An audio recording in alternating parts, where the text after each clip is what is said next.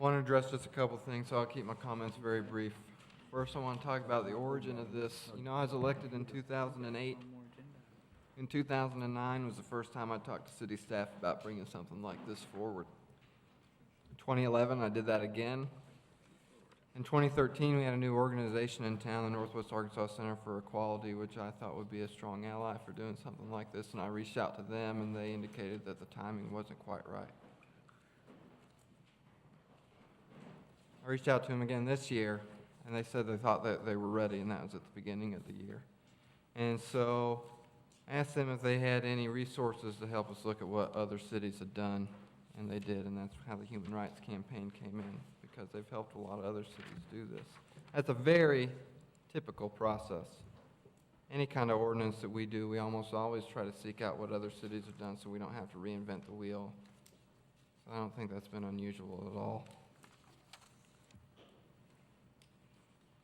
You know, in Fayetteville right now, I was shocked when I was running for office the first time to realize that discrimination of the kind that we're trying to end tonight was still legal. I was just shocked. And I don't think until we had this conversation that most people in the city realized that it was legal to fire somebody simply for being gay.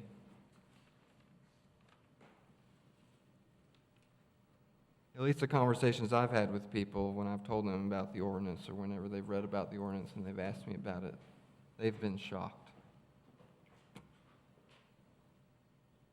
I think it's important to close that loop. You know, and that's what we try to do with this ordinance. Every part of this ordinance is well researched. You know, believe it or not, I actually did read it before it ever came to the council. So did our city attorney's office. We have 2 attorneys over there, and they pored over it, and we changed a lot about that model ordinance before it ever came to the council. We took almost 4 weeks doing that. Words like socioeconomic background are well researched, and the case law supporting the language of this ordinance is extensive. I believe it's quite defensible. And the fact is, more than 200 cities and counties have policies just like this, similar, substantially similar to this, where they protect against sexual orientation, discrimination on the basis of that or on the basis of gender identity. And I understand that there may be some fundamental disagreement with both sides of this issue about whether or not identity issues are even issues at all, but I believe they are, and that's one of the reasons I brought this forward. I think the stories we've heard tonight, which have been absolutely courageous in their telling, are self-evident that those are issues. They're evidence of that. You know, it's not just cities and counties. There's 18 states in the District of Columbia. You've heard tonight that 49 of the top 50 American countries have a similar policy. Companies, not countries, I'm sorry. In Arkansas, Dillard's, Walmart, and the university, just to name 3, have similar policies. You know, this argument that it might be bad for business, it makes me wonder, when are people going to start predicting the economic crash of San Francisco?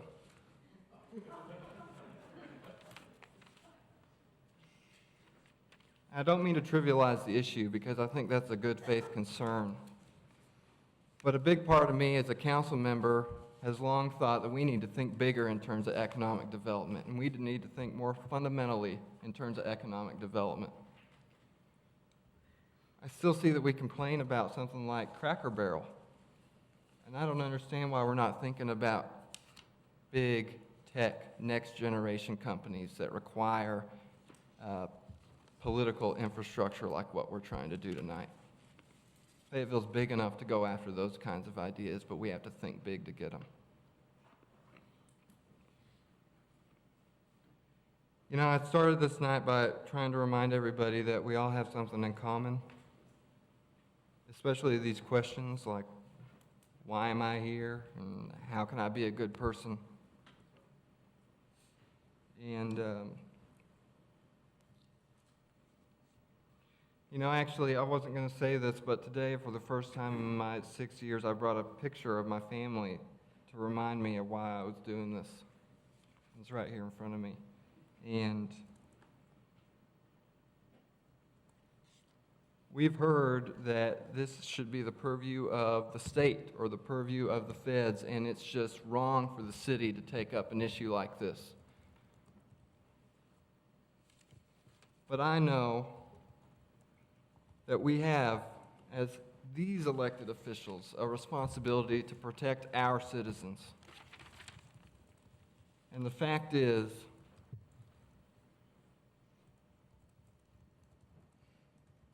a lot of the discrimination out there is still legal. It's still legal. And we just have that responsibility. And whenever I look at that picture, that's all I can think about is the future and closing that. And I ask myself that question, how can I be a good person to the next generation? And I think this is one of those ways. And it's for that reason and for the stories we've heard tonight that I brought this forward to begin with. So I hope we'll vote for it.